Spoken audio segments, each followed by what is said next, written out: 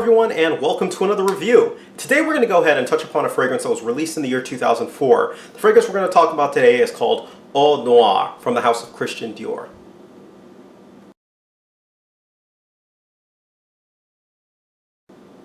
Now this fragrance, again, released in the year of 2004, it has a little bit of a claim to it, but I'll mention right off the bat that this fragrance is discontinued. It is no longer available, I believe, for retail sale. If you go around, search around, you'll probably be able to find this online. I think I saw one listed for about $400 on eBay. So just a quick disclaimer, if you're not interested in discontinued fragrances or hearing about it, feel free, click away from the channel now. But let's go ahead and get further into the review. Now, when it was around, it was priced with the Christian Dior fragrance line. So this is from the private line, if you will, and it was priced accordingly.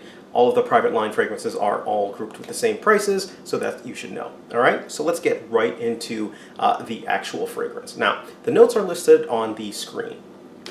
The notes that I really pick out of this, one that's not listed, and that's a grassy note. The grassy note is really strong in this fragrance overall. Grass, licorice, coffee, and violet. Those are the four real main notes that I'm getting for this fragrance for the majority of the time. And finally, a final note that I get from this fragrance in the dry down is vanilla.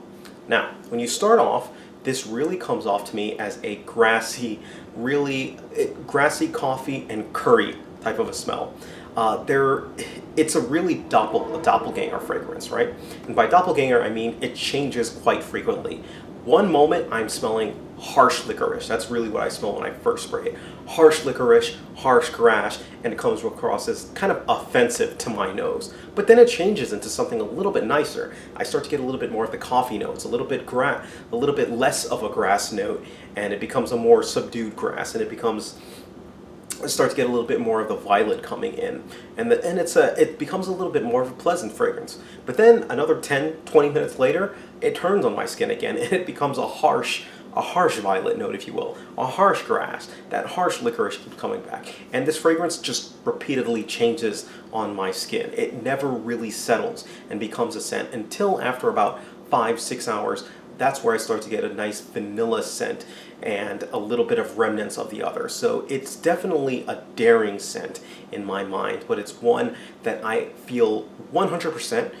This is a fragrance that you should try on your skin. This is not an easy fragrance, an easygoing fragrance, one that you can go out, throw on, and just, be fine with it. This is one that will change on your skin, and it will heavily depend on your skin on how it's actually going to smell. Now, the worst that this actually smelled like was this curry-like smell.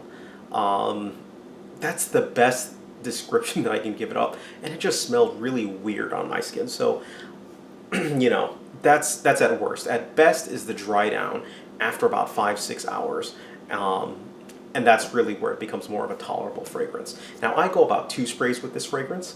I think it's a good fragrance for the fall, and I think it's a good casual fragrance. I don't think that you should wear this one to work or going out on a date or where you're trying to impress someone. This is not for that. This is for something more for you to enjoy. And for that fact, I actually think that it's a little bit harder to wear. It's this fragrance is more of an enjoyment fragrance, less of more of a you enjoyment, less of a you're wearing it to please other people.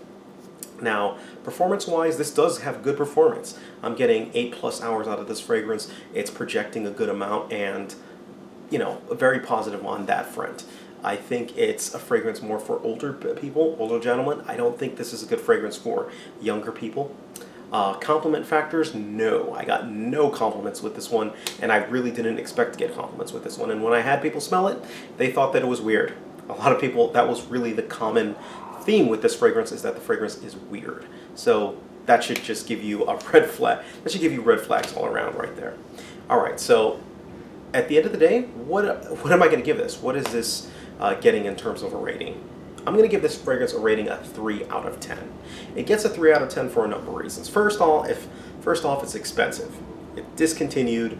It smells weird at times. It has a shifting sense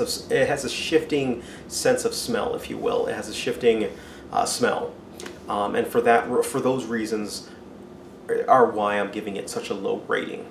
I think this is a good fragrance for somebody who this works on their skin. It may just be my skin that it really shifts so much, but I don't think that this is a better fragrance. And considering that this is from their private line, this is something that I really just can't get behind.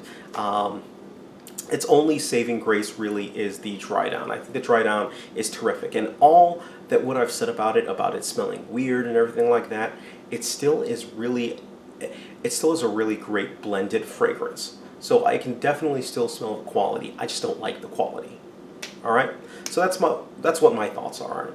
If you've had the chance to actually smell this, feel free, leave a message down below, send me a note. I'm curious, and I'm curious to kind of see what other people thought about this fragrance, because this one kind of threw me for a curveball. All right? All right. Thank you guys. Take care of yourselves, and you guys have a great day.